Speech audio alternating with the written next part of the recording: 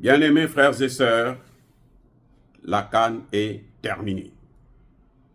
Les éléphants de Côte d'Ivoire sont les champions de la CAN. Bravo.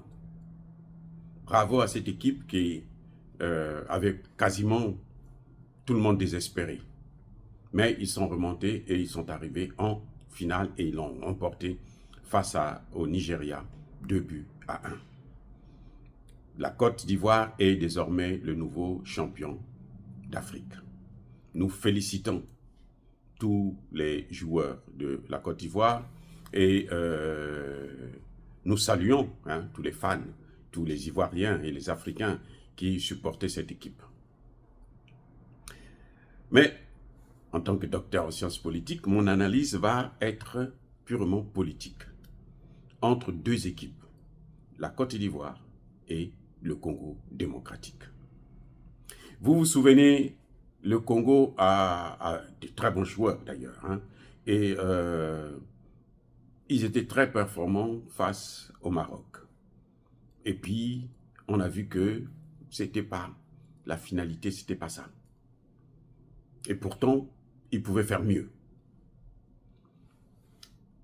J'avais parlé de ça, j'avais dit que le Congo a le malheur d'aller prendre encore un Français pour venir diriger l'équipe du Congo. Ça entraîne la malchance. Tshisekedi s'est déplacé tout gros là, tout fier. Nous, on va gagner, nous, ceci. Mon entraîneur, lui, quand il voit, il dit mon entraîneur. Et j'espère que Tshisekedi va tirer la leçon.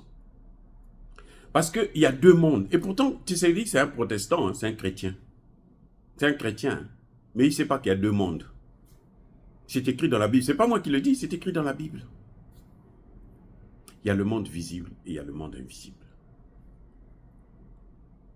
Je suis parti du constat selon lequel, dans le monde invisible, le Congo ne peut pas aller loin, ne peut pas emporter cette coupe, malgré la performance de ses joueurs. Parce que, il y a un cheveu dans la soupe. C'est leur entraîneur, l'entraîneur français. La France qui est en train de cautionner le génocide au Congo. Ouais, ça dit que c'est incroyable. La France, avec, vous voyez ce qui est en train de se passer aujourd'hui, la population est très fâchée contre Canal+.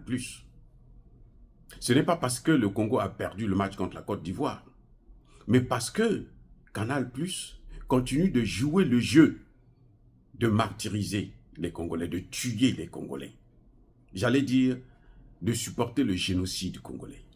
On a beau trouver des Congolais qui vont venir nous expliquer que Canal+ reçoit des images de la part de Be-In, machin, tout ça, et Kagame est actionnaire dans Be-In et tout. Nous, on s'en fout éperdument. On s'en fout éperdument. Si ce n'est pas par Be-In, mais quand la France cache notre histoire, quand Sarkozy vient dire que l'Afrique n'est pas rentrée dans l'histoire, c'est aussi Be-In qui donne des informations là à la télé à Sarkozy? Non. Parce que c'est comme ça qu'ils sont toujours. Vis-à-vis de nous là, c'est comme ça. Bref, je disais que le fait qu'ils ont un entraîneur qui soutient le génocide, indirectement, de façon collatérale, parce que c'est la France et les États-Unis qui soutiennent le génocide au Congo, et que le président congolais choisit pour entraîneur du Congo un Français, il apporte la malchance à l'équipe du Congo. Je dis, je répète, il apporte la malchance à l'équipe du Congo. Voilà le résultat. L'équipe congolaise là était plus performante que celle de la Côte d'Ivoire. La Côte d'Ivoire a échoué, a perdu le match. Elle était prête à être disqualifiée. Avec un entraîneur qui, français. Ils sont allés prendre un Ivoirien. C'est un coach ivoirien qui a amené son équipe en 3 jours. En 3 jours, il a transformé l'équipe, il l'a amené. Ah, je reprends. en 3 jours, un entraîneur ivoirien a pris l'équipe ivoirienne et l'a menée à la finale et a obtenu la Coupe d'Afrique. Tshisekedi qui se vantait avec un entraîneur génocidaire, par procuration, de façon collatérale, le résultat est là. C'est pour dire quoi? Tant que Tshisekedi va continuer à s'encercler des Européens, des Américains, des Israéliens, pour le conseiller dans la crise à l'Est, eh bien, il va toujours échouer. Malheureusement, les Congolais vont continuer à pleurer. Ça dit que c'est le point que moi, j'ai voulu sortir, vous expliquer. Parce que, oui, c'est bien le foot. Vous avez vu le match, ça s'est bien déroulé. Mais il y a un aspect qu'il faut retenir, qu'il faut tirer, les leçons qu'il faut tirer. Comment nos leaders, nos dirigeants ne font jamais confiance à des nationaux, ils font toujours confiance à des étrangers. Puisque vous faites confiance à des étrangers, voilà le résultat. Et Dieu, il est bon. Il a fait en sorte qu'il y en a un qui fait confiance à l'étranger, qui est en train de pourrir son pays, qui est en train de endeuiller son pays.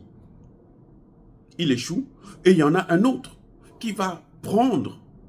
Vous croyez que cet entraîneur-là, Faye, là, c'est un Dieu? Non. C'est juste parce que Dieu l'a utilisé pour montrer une leçon. C'est ce que je suis en train de vous dire. Pour donner une leçon aux Africains.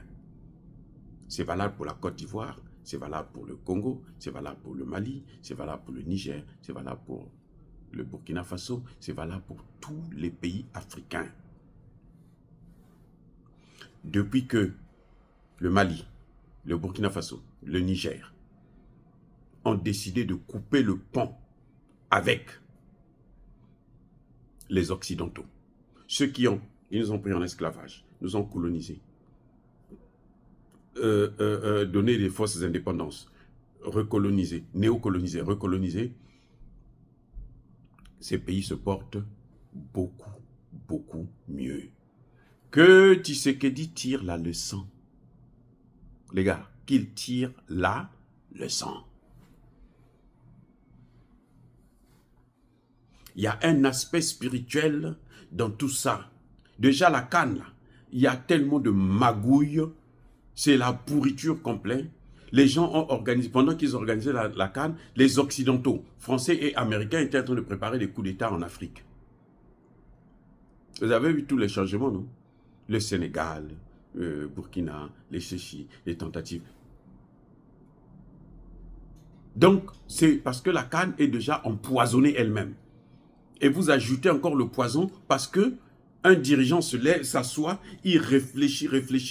Un pays comme le Congo, 120 millions de personnes. Il ne trouve pas un seul Congolais qui peut entraîner l'équipe congolaise. Dieu l'a puni. Et s'il ne tire pas la leçon, vous allez voir comment il va mal terminer.